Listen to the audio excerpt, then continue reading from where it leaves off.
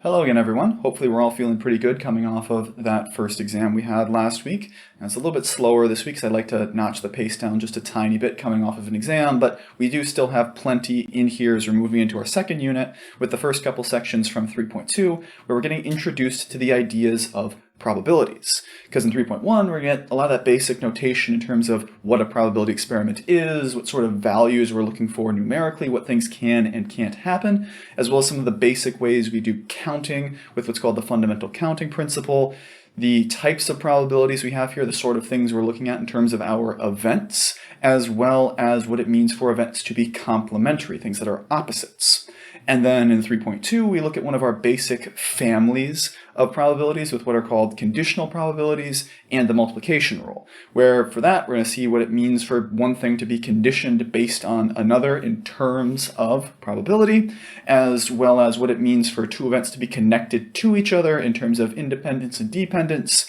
and finally, how we handle cases where we want multiple things to happen all at once or in direct sequence one after the next, with the multiplication rule, where this week and in this unit, we're starting to pick up a lot more of that math here. And I really like this stuff in here in particular. It's kind of my favorite chapter of the semester because it's fun. I get to do silly stuff with decks of cards and rolling dice. And we'll see how that stuff works out, but hopefully you guys enjoy it as well. Where for this week, we are having the standard worksheet. We're getting back towards our normal schedule here, along with homework in MyLab that's going to be due next week for these two sections. And then moving into next week, we have both